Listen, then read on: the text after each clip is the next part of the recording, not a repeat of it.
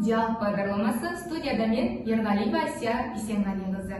Бүгінгі күннің, бүгінгі қоғамның басты міндеттерінің бірі балалар мен жасөспірімдер арасындағы құқық бұзушылықтың алдын алу болып табылады.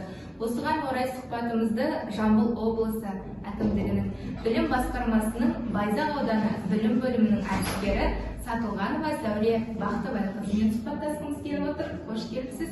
Осы ақпан айы бізде құқық бұзушылықтың алдын алу айы болып саналады.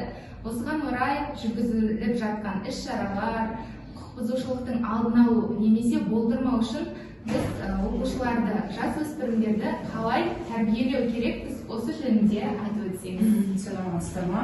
Қош көрдік, құрметті көрермендер. Осы қазір Асия айтып өткендей, осы ақпан айы бізде құқық айлығына арналды. Бүкіл біздің білім беру ұйымдарында жоспар жасалынып, ай бойына бізде лекциялар оқытылды, мобильді топтармен кездесулер жүргізілді, түнгі, күндізгі рейдтер жүргізілді, оқушылармен дебаттар өткізілді, осы құқық бұзушылықтың алдын алу, оқушылармен кездесулер, ата-аналармен сұхбаттар, ата-аналармен лекциялар өткізілді. Бізде лекторлық топ бар, бізде 3 категорияға арналған ата-аналар арасында, оқушылармен, сосын мұғалімдермен, ұстаздармен. Сол бойынша құқықтық оқулар ұйымдастырылды. Кеше ғана бізде аудан бойынша прокуратурамен бірлесіп бізде эссе байқауы өткізілді. Сурет байқаулары, видеоролик байқаулары өткізілді. Осы құқық бұзушылықтың алдын алу. Біз осы жұмыстардың бәрін өзіміздің аудан көлемінде, облыс көлемінде өткізіліп жіберіп тұрамыз.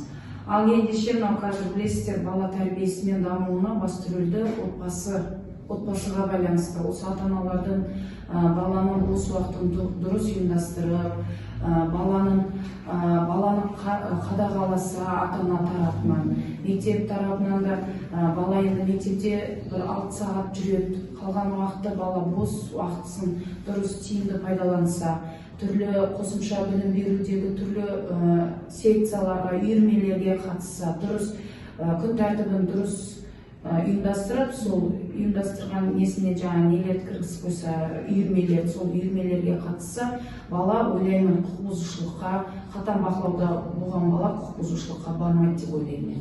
Өте орынды пікіріңізді әрине бізде қолдаймыз. Сонымен қатар Зәуре Бақтыбайқызы, осы бүгінгі осы салада жұмыс атқарып жүргеніңізге біршама жылдар болды. Осыған байланысты ата-аналарға, ұстаздарға, мұғалімдерге қандай кеңес айтар едіңіз? Кеңес енді ата-анаға да, ұстаздарға да енді баланы біз қазіргі жасөспірімдерді өзімізге дос ретінде қабылдауымыз керек, олармен сырласуымыз керек, олармен ақылдасуымыз керек. Оны өзіміздің дос ретінде көрсек, бала да бізге ашылып, үніліп телефонға емес, немесе интернетпен емес, өзімізбен ақылдасады, өзімізбен сөйлесек. Білесіздер ғой, қазір интернеттің бір жаман жағы, бала өзімен өзі болып кетеді, сырласып, басқа бір көрмеген бір адамдармен сырласып кетеді, оның сырласудың аяғы неге жеткізетінін білесіздер. Сол үшін құрметті ата-аналар, ұстаздар қауымы баланы бері өзімізге қаратып, онымен дос болып, сырласып, ақылдасып, баламен кеңес сұрап, сол кезде мен ойлаймын, бала өзімізге қаратсақ, бала ешқашан жаманшылыққа бармайды деп ойлаймын. Дос ретінде қабылдауымыз керек баланы. Енді келесі біздегі сұрақ, осы сұрақ көп ата-аналардың бір көкейінде жүрген сұрақ деп ойлаймын. Ата-аналардың жаңағы тарапынан ата-аналардың көкейінде жүрген сұрақ деп ойлаймын. Білместіктен құқық бұзған оқушылармен қандай жұмыстар атқарылып жатыр?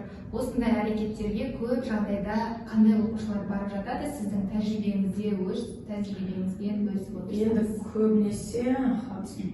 көбінесе мынау бақылаусыз жүрген балалар барады құқық бұзушылыққа, ешқандай ата-ананың қадағалаусыз балаға. Енді көбінесе бізде ұрлыққа барады ғой олар. Бізде осы аудан бойынша қазір учетта аудандық ішкі істер бөлімінің полиция бөлімінде бізде 5 бала бар. екеуі ұрлық. Сол ұрлыққа мен ойлаймын балаға керек болғаннан кейін ол ата ана баланың өзін бауырына басып болғаннан кейін шығар, балаға сол зат керек болды, бала барды, сондай ол білместіктен емес, керек болған жағдайда. Ал білмеген балалар алданып сол неге құқық бұзушылыққа барып отқан деп ойлаймын мен.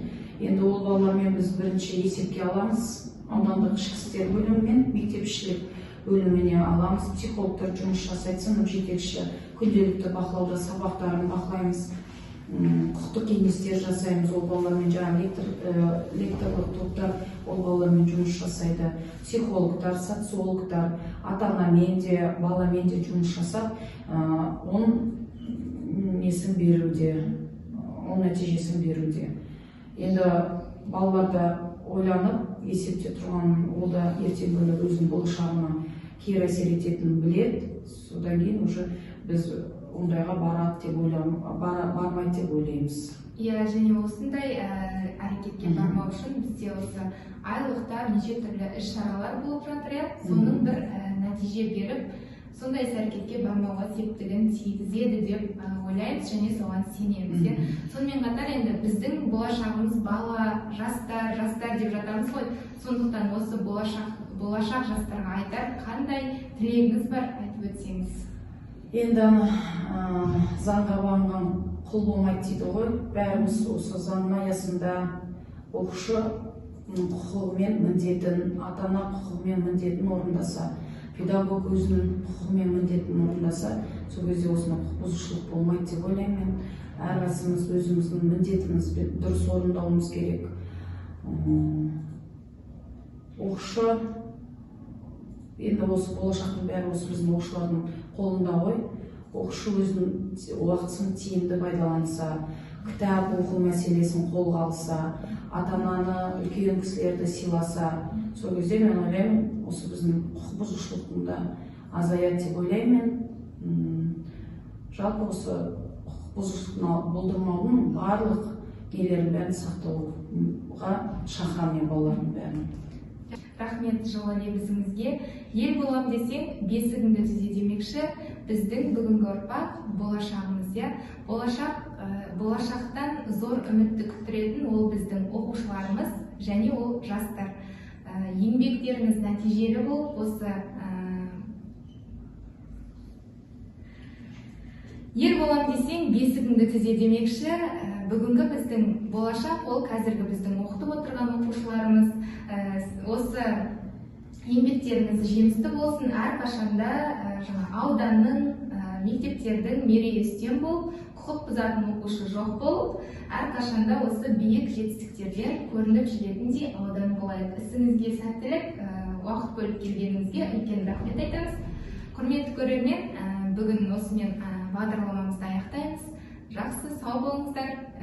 Келесі кездескенше күн жақсы болсын. Сау болыңыз.